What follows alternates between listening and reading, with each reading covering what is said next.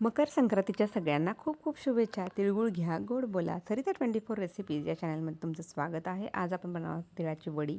त्यासाठी मी घेतलेला आहे एका वाटीमध्ये तीळ, एका वाटीमध्ये गूळ आणि पाऊण वाटी शेंगदाण्याचं कूट आणि त्यानंतर या बाटलीमध्ये आहे वेलची पूड.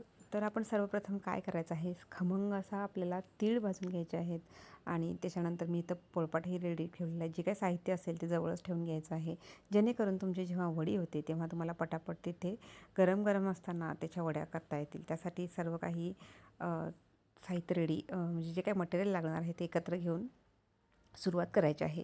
तर बघा, थंडीमध्ये आपल्याला तीळ आणि गूळ याचे जे मिश्रण असतं ते शक्तिवर्धक असतं. तसेच आपल्या शरीरामध्ये जे काही लोहाची कमी असते तर तीसुद्धा ह्या तिळाच्या वडीने सुद्धा भरून निघते. बाजारात आजकाल रेडीमेड तिळगुळ वडी किंवा लाडू जे काय असेल ते अवेलेबल असतं, पण स्वतःच्या हाताने करून असे पदार्थ खाऊ घालणे किंवा ह्या गोष्टी एक महिलांसाठी पर्वणीच असते. तर घरच्या घरी आपण ही रेसिपी आपण बनवू आणि एन्जॉय करू. तर बघा, तीळ खरपूस भाजत आलेले आहेत. आपण बघायचे ते फुललेले आहेत का, तर इथे तीळ हे पॉलिश तीळ आहेत, पण शक्यतो तुम्ही साधे तीळ वापरायचे, जेणेकरून त्याची एक वेगळी चव असते आणि म्हणजे त्याला गावरान तीळसुद्धा म्हणतात. तर पॉलिश न केलेले शक्यतो वापरावे. पॉलिश केलेले हे कमर्शियल यूजसाठी असतात. मी गूळ टाकलेला आहे आणि त्याच्यानंतर थोडंसं एक चमचा तूपही त्यात टाकलेलं आहे, जेणेकरून ते छान विरघळेल. तर तुम्ही एकसारखे गूळ हा चिरून घेतलेला आहे, तुम्ही किसूनसुद्धा घेऊ शकता. गूळ शक्यतो जर चिक्की गूळ मिळाला तर अतिउत्तम. कुठलीही वडी करताना चिक्की गूळ असेल तर त्याच्या वड्यासुद्धा खूप छान करता येतात. तर इथे गूळ वितळवत आहे. तर तो मंद गॅसवरच ह्या आपल्याला सगळ्या प्रोसेस करायच्या आहेत, कारण आपण गॅस जर मोठा ठेवला तर हे जे काही आपला 1 तारी किंवा 2 तारी पाक असतो तो पटकन पुढे जातो. म्हणून शक्यतो अशा गोष्टी करताना आपल्याला गॅस मंद हवा किंवा लो फ्लेम हवी. तर तुम्ही पाण्यातसुद्धा ती गुळाची गोळी टाकून तुम्ही 1 तारी पाकाला आहे त्याचे जर मिश्रण घट्ट, ह्यात मी अजून वेलची पूड घातलेली आहे. तर मिश्रण कसं हवं ते बघण्यासाठी आपण मग पाण्यामध्ये थोडंसं हे गुळाचा एक थेंब जर टाकला तर त्याच्यामध्ये त्याची गुठळी बनत असेल तर नक्कीच तो 1 तारी पाक असतो आणि ती जर जास्त घट्ट झाली तर तो 2 तारी पाक असतो. म्हणून शक्यतो 1 तारी पाक करावा, कारण 2 तारी पाक केला तर ती जास्त कठीण आणि कटकटीत होऊ शकते. म्हणून महिलांनी लक्षात घ्यावं की आपल्याला कसा पाक हवा हे आधी आपण डिसाईड करावं. तर पाक बघायची वेगवेगळ्या पद्धती आहेत. तर कधी-कधी बरेच जण हे कलथानं जे आहे किंवा बऱ्याच ठिकाणी ते घेऊन, आता मी इथं शेंगदाण्याचा कूट टाकला आहे, कारण मला 1 तारी पाक हवा होता म्हणून मी 1 तारी पाक केला आहे. आणि इथे त्यानंतर तिळाचं कूट जे आपण केलं होतं किंवा तीळ कूट नाही केलं तर तीळ जे भाजलेले आहे ते टाकलेलं आहे आणि शेंगदाण्याचा थोडासा जाडाभरडा असा कूट केलेला आहे, कारण ह्या दोन्हीची जी कॉम्बिनेशनची जी वडी असते ती खूप सुंदर लागते.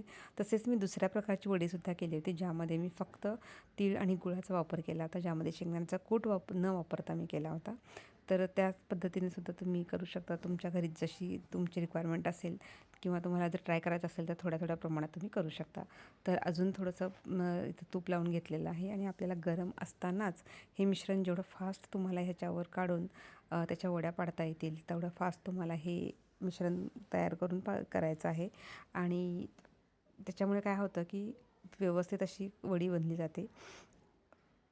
तर तुमच्या जे गरम हाताने सुद्धा तुम्ही करू शकता, पण ज्यांना जमत नसेल तर त्यांनी कल्लातनं किंवा लाटण्याला तुम्ही पाणी किंवा तूप लावून ते गरम असताना तुम्ही लाटू शकता. तर इथे अशा प्रकारे मी थोडं हातानेच आणि थोडं लाटण्याने तयार करून मी घेतलेलं आहे आणि गरम असतानाच त्याच्या वड्यासुद्धा पाडायला घेतलेल्या आहेत, कारण थंड झाल्यानंतर आपल्याला हव्या तशा वड्या ह्यात बनत नाहीत. म्हणून मी गरम असतानाच थोड्याशा वड्या घेतलेल्या आहेत आणि ही वड्याची साईज तुम्हाला जशी हवी आहे तशा आकारात तुम्ही ह्याच्या वड्या बनवू शकता.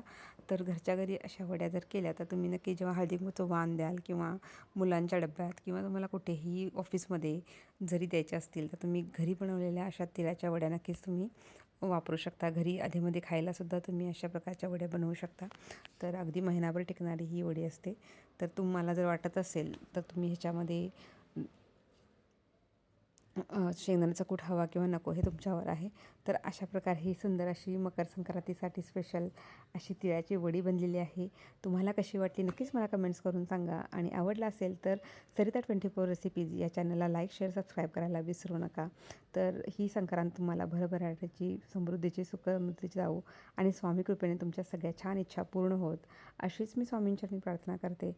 परत एकदा भेटू अशाच सुंदर रेसिपीसह. तोपर्यंत सर्वांना श्री स्वामी समर्थ.